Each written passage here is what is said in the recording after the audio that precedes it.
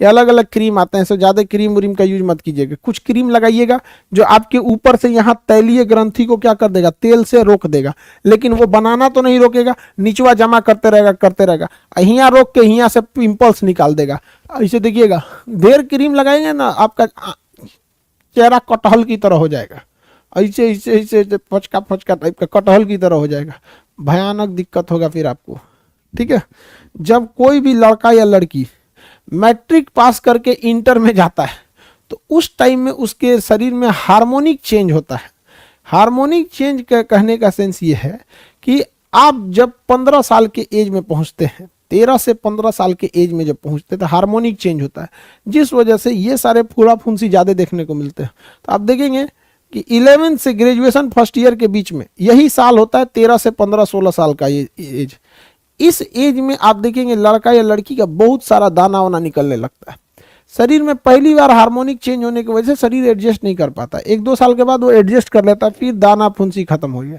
हम लोग जिस एज में हैं, इस एज में ससुरा दाना निकल ही नहीं सकता है, स्किन पूरा बंजर रेह या कलर हो चुका है, यहाँ पर मरुस्थली भूमि हो गई है, कैक्टस के अलावे कुछ नहीं निकलेगा। देखिए ये सब कैक्टस के अलावे कुछ नहीं निकलेगा। लेकिन जो नए यंग लड़के अभी अभी मैट्रिक इंटर पास किए हैं, अभी उनका स्किन एकदम जलोढ़ मिट्टी है, समझ में आ गया, वो भी एकदम खादर जलोढ़, नवीन जलोढ़, कुछ निकल जाएगा। हम लोग बंजर पथरीला कैक्टस बस निकलेगा। तो वो हार्मोनिक चेंज भी होता है, समझ में आएगी नहीं, हार्मोनिक चेंज। किसी को कोई दिक्कत नहीं है, समझ में आ गया आप सब लोगों को हार्मोनिक चेंज क्या होता है। ये सीबम जो होता है ना, हमारे बाल में भी निकलता है। हमारे शरीर का जो खोपड़ी होता है ना, इससे भी सीबम निकलना बहुत जरूरी होता है, इससे सीबम निकलना जरूरी होता है। और वह सीबम हमारे बालों को थोड़ा सा मुलायम रखता है। बालों को क्या रखता है, मुलायम रखता है। किसी किसी के खोपड़ी में तैलीय ग्रंथि कम पाया जाएगा। अब जब खोपड़िए में तैलीय ग्रंथि कम पाया जाएगा तो सीबम की मात्रा कम निकलेगी, उसका बाल एकदम ड्राई रहता है।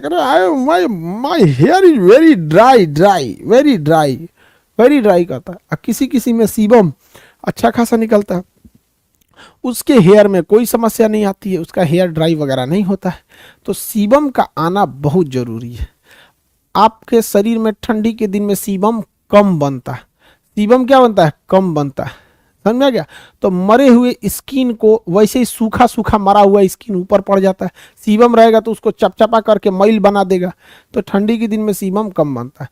त्वचा जो हमारा खोपड़ी होता है ना, इसमें भी सीबम कम बनता है। हालांकि सर में सीबम जो होता है ना, सर में एक फंगस पाए जाते हैं। शरीर में क्या पाए जाते हैं, फंगस, छोटे छोटे जीव होते हैं फंगस, वो इस शरीर त्वचा के सीबम को खा जाते हैं। जो इसमें सीबम पाया जाता है ना खोपड़ी में, उसको क्या करते हैं, खा जाते हैं। और खाने के बाद जब वो बीट करते हैं, यानी जब वो लेट्रिन करते हैं बीट, तो उस बीट को ही हम डेंड्रफ कहते हैं। क्या होता है, डेंड्रफ। तो देखते होंगे डेंड्रफ बहुत ज्यादा हो गया, इसका मतलब डेंड्रफ नहीं है, वो डेंड्रफ वेस्ट पदार्थ है। बीट है किसका, फंगस का। इसका मतलब डेंड्रफ है तो आपके शरीर में फंगस ज्यादा है। अब फंगस खा रहा है ज्यादा, इसीलिए डेंड्रफ ज्यादा वेस्टेज में निकाल रहा।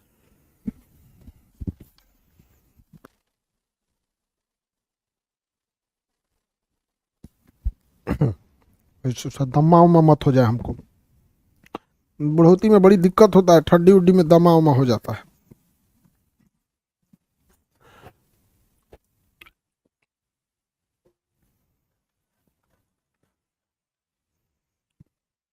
आगे बढ़े।